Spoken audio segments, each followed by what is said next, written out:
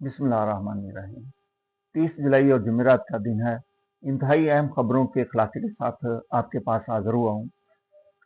इस वक्त जो मार्केट में टॉप हॉट खबरें हैं उनमें तो एक ये है कि ताकतवरों ने नून लीग से हाथ खींच लिए और सेंट्रल गवर्नमेंट और पंजाब गवर्नमेंट को बोरिया बिस्तर गोल करने के लिए कह दिया।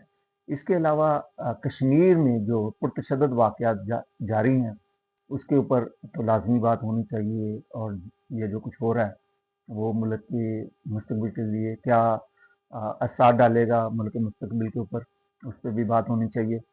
और ईरान अमेरिका जंग जो इस वक्त मिडल ईस्ट में फैल रही है उसके ऊपर भी एक नज़र डालेंगे। और सैलाब की तबाहकारियाँ जो पंजाब का बहुत बड़ा हिस्सा जो है, मुख्तलिफ ज़िला जो है वो सैलाब में डूब चुके हैं, इसके ऊपर गुफ्तगू इंशाल्लाह करेंगे। सबसे पहले बात करते हैं मरीम नवाज और बिलावल भुट्टो के दरमियान जो जुबानी गोलाबारी हो रही है उसके ऊपर। यार लोग कहते हैं कि नून लीग हुकूमत की करप्शन, नाअहली और नालायकियों से जो ताकतवरों ने हाथ उठा लिया है वो अब इनका मजीद बोझ उठाने के लिए तैयार नहीं है और वो इनको चलता करना चाहते हैं। इसलिए उन्होंने बिलावल भुट्टो नाम का एक मिसाइल इनके ऊपर फायर कर दिया है। उसने जो कल स्पीच की, यकीन करें कि वो नून लीग के ऊपर नहीं है, इस पूरे सिस्टम के ऊपर एक मिसाइल दागा है जो उसने 47 के फॉर्म 47 के ऊपर बात की है। पूरे इस निज़ाम के ऊपर वो मिसाइल लगा है। ये साबित हो चुका है कि जो अवाम के वोट के ऊपर डाका डला था, जो अवाम ने वोट इमरान खान को दिया था, वहाँ संदूकड़ियों के ऊपर डाका डला और इमरान खान जिसके घर में डाका डला वो जेल भी बेगुनाह काट रहा है। ये अब बिलावल भुट्टो की स्पीच में तमाम सियासी जो जादूगर हैं, जो सियासी हुकूमत में सामने सबके मुंह पे कालक पहुँच रही है। चलें हम तो अपनी बात करते हैं, शुरू करते हैं। तजिया नगारों का ख्याल है कि जो नून लीग है वो अब घर जाने वाली है। अल्लाह के बंदो, सोचो, शहबाज शरीफ से ज्यादा ताबेदार, फर्मा बरदार कोई ताकतवरों को वजीर आजम मिल सकता? कतई नहीं। वो जिसका खानदान का सियासी बैकग्राउंड भी हो उसको कैसे ताकतवर धक्का देंगे? और फिर वो एक ऐसा शख्स जो सोचने समझने की सलाहियत से भी आ रही हो और फैसला करने की ताकत भी ना रखता हो, यानी कि सीधी सीधी अल्लाह मियाँ की गाय हो, और आप ये तजिया कर रहे हैं कि उनको घर जाने के लिए कह दिया गया। भाई वाकया असल में ये है कि ये माले मसरूका की लड़ाई है। मौलाना फजल रहमान साहब जब से सियासत कर रहे हैं वो इसी तरह करते हैं। जब उन्हें माले मसरूका में से हिस्सा चाहिए होता है तो वो इसी तरह के डायलॉग कर रहे हैं। अब मौलाना फजल रहमान और बिलावल भुट्टो के दरमियान फर्क सिर्फ इतना सा है कि मौलाना फजल रहमान बड़ी फसी और बलीग गुफ्तगू कर लेते हैं। बदकिस्मती से बिलावल भुट्टो साहब को ना उर्दू लिखनी आती है, ना पढ़नी आती है, ना ठीक तरह से बोलनी आती है। वो हमेशा गा गी गे के चक्कर में ही उलझे रहते हैं। इससे बढ़ के मुझे बिलावल भुट्टो साहब के जो मशीर हैं उनके साथ भी बड़ा शिकवा है। भाई बिलावल भुट्टो जब स्पीच पे आ रहे हैं, कुछ आप स्पीच के नुक्ते तो तय करते होंगे ना कि इस मौजू पे बात करें। उन्हें बताएं आईजीआई 1985 में नहीं बनी थी। आईजीआई ज़ियाउल हक की हलाकत के बाद 1988 में इलेक्शन से चंद महीने बनी थी, और उसका मकसद सिर्फ ये था कि जो ज़ियाउल हक की पॉलिसी हैं या अस्करी पॉलिसी हैं उसको जारी रखा जा सके और बेनज़ीर भुट्टो साहब का रास्ता रोका जा सके। बिलावल भुट्टो साहब को ये फीड किया कीजिए ताकि वो उनकी जो जुबान भूल जाती है, दिमाग भूल जाता है, तो वो याद रखा करें। इस झगड़े का एक और पहलू भी है। जो कश्मीर में इस वक्त हालात कशीदा जा रहे हैं, पुरतशद्दुद हो चुके हैं, कई नौजवान शहादत नोश फरमा चुके हैं। उसमें से कश्मीरी बड़े से नौजवान हैं जो अल्लाह को प्यारे हुए। अल्लाह ताला उनके वालिदैन को सब्र जमील अता फरमाए। उन्होंने अपने काज के लिए जाने दी। और सिक्योरिटी फोर्सेस के भी बहुत सारे नौजवान, माओं के बच्चे वो जख्मी हैं اور شاید ایک کی ہلاکت کی بھی اطلاع میں کل دیکھ رہا تھا. اللہ تعالیٰ اس کو بھی جنت سدھارے اور سب کے لیے خیر والا معاملہ ہو. اصل میں جھگڑا ایکشن کمیٹی اور طاقتوروں کے درمیان یہ ہے کہ وہاں آٹے کا بحران ہوا تو کشمیری اٹھ کھڑے ہوئے, بجلی مہنگی ملی تو انہوں اٹھ کھڑے ہوئے. یعنی کہ وہ کسی وہ انکار کرتے ہیں کس چیز سے کہ وہ مفت خوروں, لٹیروں اور یہ جو افسر شاہی ہے اس کا بوجھ اپنے اوپر اٹھانے کے لیے تیار نہیں. جو ان کے ایکسٹرا اخراجات ہے وہ اٹھانے کے لیے تیار نہیں ہے, وہ اپنے حق کے لیے کھڑے ہو جاتے ہیں. اصل رولا یہ ہے اور یہ طاقتوروں کو پسند نہیں ہے. میں اب تک جو ابھی حالات رپورٹیں دیکھ چکا ہوں, تقریباً 100 ہلاکتوں کی اطلاعات آ رہی ہیں کشمیر میں. اللہ تعالیٰ ان ماؤں کو صبر جمیل عطا کرے جن کے بچے شہید ہوئے ہیں, چاہے وہ سیکورٹی فورسز میں ہیں یا وہاں پہ ہیں.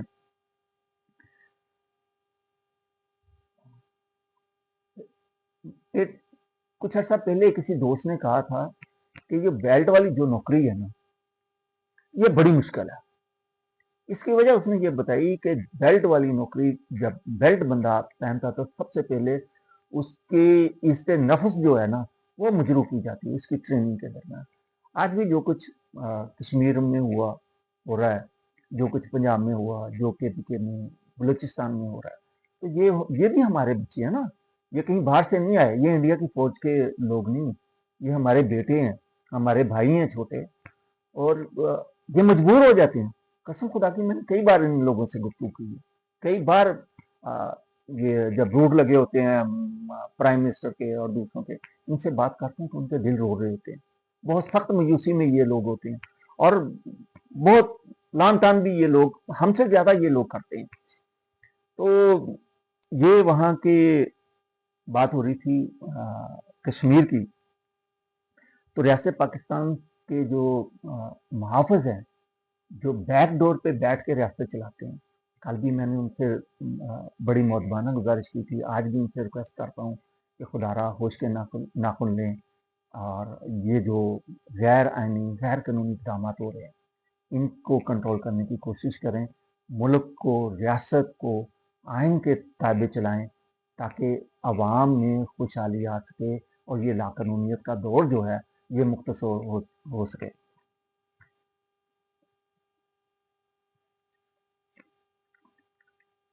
میں دیکھ رہا تھا کہ ہاں یہ آپ کے لیے گزارش ہے کہ اس وقت جو حالات جس میں آج تک پہنچ چکے ہیں بلوچستان میں اور کشمیر میں, آپ کے بس کا روک نہیں, اس کو صرف ایک شخص کنٹرول کر سکتا ہے, وہ یقیناً آپ کی گڈ بک میں نہیں ہے, آپ اس کے اوپر کراس لگا دیجیے, لیکن آپ کے ایک کراس کے جواب میں 24 کروڑ عوام کی اکثریت نے ووٹ کے اوپر اس کے حق میں ٹھپے لگا دی. آپ کا کراس عوام نے ختم کر دیا. تو خدا را آپ بھی اسے چھوڑ دیں اور اسے عقوبت خانے سے نکالیں. عوام سے بات کر کے دیکھیں, وہ کہہ رہے ہیں وہ اغوا ہے, طاقتوروں کے قید میں ہے, اور حکومت خود اشارتاً یہ آپ کو بار بار کرتی ہے تاکہ یہ سارا بوجھ آپ لوگوں کے اوپر یہ ہے کہ وہ ہماری قید میں نہیں ہے. تو عوام اس کو قیدی تصور نہیں کرتی, عوام اس کو ملزم تصور نہیں کر رہی. آپ کی بے شمار کوششوں کے باوجود عوام کا بلیو اس کے اوپر زیادہ ہے. تو خدا را ایک بار ملک کے لیے سوچیں, اسے عقوبت خانے سے نکالیں اور اسے کہیں کہ جی آپ ملک کو سنبھالیں اور اس کے راستے میں بند مت باندھیں, لاقانونیت کے بند مت باندھیں. تاریخ جو ہے وہ لکھی جا رہی ہے, تاریخ دیکھ رہی ہے. کل کو ہمارے بچے یہی کچھ پڑھیں گے, دیکھیں گے, تو پھر وہ ان کا رد عمل کیا ہوگا آپ کے لیے. تو اس وقت کچھ کہہ سکتے ہیں, جو کچھ کر سکتے ہیں, ان سب کے بارے میں آئندہ جو نسل ہے اس کا رد عمل کیا ہوگا, یقیناً وہ پازیٹیو نہیں ہوگا. اس لیے آپ کی درخواست ہے کہ آپ, میں یہ نہیں کہوں گا سرنڈر کریں, میں کہوں گا کہ آئین کے تابع ہو جائیں اور آئین کے ذریعے ریاست کو چلنے دیں. خیر, اگلی خبر کی طرف بڑھتے ہیں. حالیہ مونسون بارشوں میں پورے ملک میں انتہائی تباہ کن साथ छोड़ रहा है, और बिखरे हुए चिनाब, रावी, सतलुज में इसके रेलों ने और मुख्तलिफ हादसा ने 950 लोगों की जान ले ली है, और तकरीबन 2400 लोग जो हैं वो नकल मकानी करने पर मजबूर हो चुके हैं। अरबों रुपए की फसलें खसूसन मुल्तान, शुजाबाद, हारूनाबाद, जहानिया, मेलसी और इस एरिए की जितनी फसलें थी वो पानी बहा कर ले जा चुका है। उन लोगों का सहारा बनिए, उन्हें महफूज पनाहगाहें दीजिए, और आइंदा साल के लिए कोई लाया अमल अख्तियार कीजिए कि जो पानी के रास्ते हैं उसमें आबादियां बनने से रोकिए। ये यकीनन पाकिस्तान में एक बड़ा बिजनेस है ये सैलाब, ये जो अफसरशाही है उसके लिए बहुत प्रॉफिटेबल है, लेकिन अवाम मर रही है, और अब इस वक्त अवाम की सकत ख़त्म हो चुकी है। ये मज़ीद ये दच के जो है अवाम बर्दाश्त करने की क़ुव्वत नहीं रखती। अब आते हैं ट्रंप और ईरान की तरफ। ट्रंप साहब मुसलसल ईरान को धमकियां दे रहे हैं, उसको तबाह करने का बार बार इरादा जाहिर करते हैं, और फिर कुछ दिन बमबारी करके फिर कुछ दिन का रेस्ट लेने चले जाते हैं। इसकी वो सियासी वजूहत भी हैं और अस्करी वजूहत भी हैं, और आगे से जो सख्त जवाब आ रहा है ये भी उसकी वजह है। ईरान ने कल जो हमले किए हैं, ईरान ने जो कतर में हमले किए हैं, जो बहरीन में किए हैं, कुवैत में किए हैं, उर्दन में किए हैं, उसका बहुत ज़बरदस्त इम्पैक्ट आया। उससे अमेरिकन फौज की जो सलाहियत है, बेशक वो एक दुनिया की बहुत बड़ी फौज है, लेकिन ईरान ने उस पर डेंट डाला है। उसको कई जो अड्डे हैं वो खाली करने पड़े हैं, या वहाँ पे अपने अफराद की तादाद को कम करना पड़ा है, और कतर कुवैत से वो अपने कई अहम तरीन जहाज़ों को वो मूव कर चुका है। वो मानेंगे नहीं कि वहाँ पे कितनी लोग ज़ख्मी हुए, कितने हलाक हुए। ईरान की तरफ से दावे हैं, लेकिन अमेरिका अभी तक इसका कोई जवाब नहीं दे पा रहा।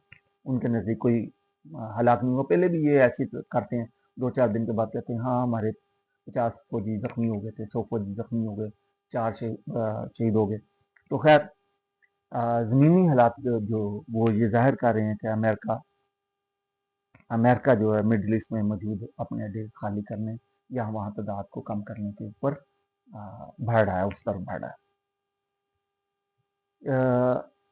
इसके साथ ही मैं आपसे इजाज़त चाहूँगा, और आपसे गुजारिश करूँगा कि अगर आपको ये आज का प्रोग्राम पसंद आया हो और इंफॉर्मेटिव लगा हो, इससे अहम और सच्ची मालूमात आप तक पहुँची हो, तो इस चैनल को सब्सक्राइब कीजिए, लाइक भी कीजिए, अपने दोस्तों के साथ शेयर भी कीजिए, ताकि मुझे फैक्ट के मुताबिक खबरें आप तक पहुँचाने में हौसला हो, और मेरा और आपका एक मुस्तकिल राब्ता बन सके। अस्सलाम वालेकुम।